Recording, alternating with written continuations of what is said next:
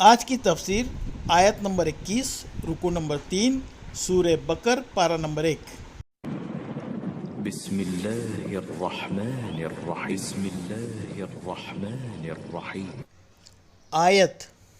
يا أيها الناس اعبدوا ربكم الذي خلقكم والذين من قبلكم لعلكم تتقون۔ ترجمہ: اے لوگوں، بندگی کرو اپنے رب کی جس نے پیدا کیا تم کو اور ان کو جو تم سے پہلے تھے تاکہ تم پرہیزگار بن جاؤ۔ تفسیر: اب اس آیت سے اللہ رب العزت کی توحید کا بیان شروع ہوتا ہے۔ عربی میں یا ایھا الناس اعبدوا کا مطلب ہوتا ہے اے لوگوں عبادت کرو، اور عبادت کا اصل مطلب ہے اپنی پوری طاقت اللہ رب العزت کی مکمل فرما برداری میں لگا دینا، اور اللہ رب العزت کے ڈر اور عظمت کی وجہ سے ان کی نافرمانی سے دور رہنا۔ قرآن پاک میں جہاں عبودو لفظ آیا ہے وہاں یہی مطلب ہوتا ہے کہ اللہ رب العزت کو ایک مانو اور شرک سے بچو۔ توحید اس کا نام نہیں کہ زبان سے تو کہے کہ خدا ایک ہے، لیکن اپنی حاجتیں اور مرادیں پوری کرنے کے لیے اللہ رب العزت کے علاوہ دوسروں سے منت مانگے، جیسے پیر، پیغمبر یا فرشتے اور ولی اللہ۔ اللہ رب العزت کے علاوہ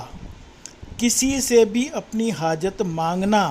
اور کسی کو بھی اپنی حاجت پوری کرنے والا ماننا اور تکلیفیں دور کرنے والا ماننا یہی شرک ہے۔ جو اللہ رب العزت کی خاص صفتیں ہیں جیسے روزی دینا، تندرستی دینا، اولاد دینا، مصیبت سے بچانا، غیب کی باتیں جاننا، یہ سب صرف اور صرف اللہ رب العزت کے ہی اختیار میں ہے۔ ان سب چیزوں کی طاقت اللہ رب العزت کے علاوہ کسی بھی اور کو ہے، یہ ماننا ہی شرک ہے۔ ایک حدیث میں ہے، کیا تم جانتے ہو کہ خدا کا حق بندوں پر کیا ہے؟ وہ یہ ہے کہ اس کی عبادت کریں اور کسی کو اس کی عبادت میں شریک نہ کرے۔ دوسری حدیث میں ہے کہ تم میں سے کوئی یہ نہ کہے کہ جو خدا چاہے اور جو فلاں نہ چاہے، بلکہ ایسا کہے کہ جو کچھ اللہ رب العزت اکیلا چاہے۔ یہاں تک کہ ہمارے نبی پاک صلی اللہ علیہ وآلہ وسلم نے یہ بھی صاف صاف فرما دیا کہ یاد رکھو کہ ہرگز یہ نہ کہنا کہ جو خدا چاہے اور اس کا رسول، بلکہ ایسا کہو کہ صرف اللہ رب العزت اکیلے جو چاہیں۔ ایک مرتبہ ایک شخص نے ہمارے نبی پاک صلی اللہ علیہ وسلم سے کہا، جو اللہ رب العزت چاہے اور جو آپ صلی اللہ علیہ وسلم چاہے۔ اس پر ہمارے نبی پاک صلی اللہ علیہ وسلم نے فرمایا، کیا تم مجھے اللہ رب العزت کا شریک ٹھہراتا ہے؟ ایسا کہو کہ جو اللہ رب العزت اکیلا چاہے۔ شرک کے معاملے میں اللہ رب العزت سے ڈرنا بے حد ضروری ہے، کیونکہ شرک اس سے بھی زیادہ چھپا ہوا ہے، جیسے چونٹی جو رات کے اندھیرے میں کسی صاف پتھر پر چل رہی ہو۔ آگے اس آیت میں ہے الذی، جس کا مطلب ہے وہ جس نے، خلق یعنی پیدا کیا، بنایا۔ اسی بات کی زیادہ وضاحت کرتے ہوئے فرمایا کہ تمہارا رب وہ ہے جس نے تمہیں پیدا کیا اور ان قوموں کو بھی جو تم سے پہلے گزر چکی ہے۔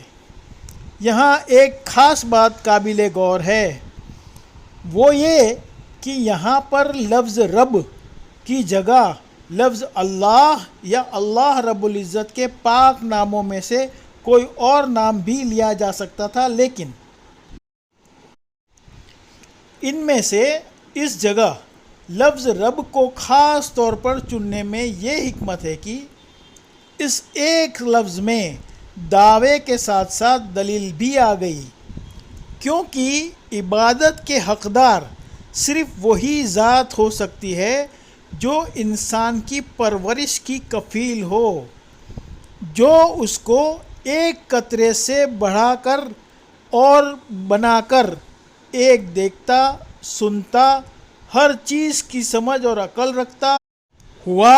ایک اچھا بھلا انسان بنا دے، اور اس کے بڑھنے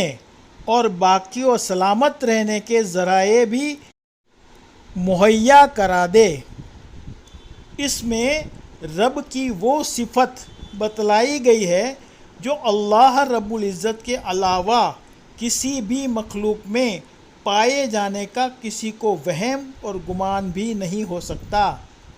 یعنی نیست سے ہستی اور نابود سے بدھ کرنا، پھر ماں کے پیٹ کے اندھیروں اور گندگیوں میں ایسا حسین اور خوبصورت اور پاک صاف انسان بنا دینا، یہ سوائے اس ذات حق اللہ رب العزت کے کس کا کام ہو سکتا ہے، جو کسی کا محتاج نہیں اور سب اس کے محتاج ہیں۔ اس کے بعد اس آیت میں اللہ رب العزت نے خلقکم کے ساتھ الذین من قبلکم فرما کر یہ بتا دیا کہ تم اور تمہارے باپ دادا یعنی ساری ہی آدم علیہ السلام کی اولاد، انسان کو پیدا کرنے والی ذات ایک اللہ رب العزت کی ہی ہے۔ اس کے بعد اس آیت کا آخری جملہ ہے لعلکم تتقون، یعنی دنیا میں گمراہی اور آخرت میں عذاب سے نجات پانے کی امید تمہارے لیے صرف اسی صورت میں ہو سکتی ہے کہ تم توحید پر جمے رہو اور شرک سے باز آ جاؤ۔ عربک لینگویج میں یا ایھا الناس کا مطلب ہوتا ہے اے لوگوں، اعبدوا یعنی عبادت کرو، رب یعنی پالنے والا، کم یعنی تمہارا، الذی یعنی وہ جس نے، خلق یعنی پیدا کیا، لعلکم یعنی تاکہ تم، شاید تم، تتقون یعنی ڈرو تم۔ سند معرف القرآن پیج نمبر 77، 78، 79 اور جلد نمبر 1، اور تفسیر ابن کثیر پیج نمبر 74، 75 جلد نمبر 1۔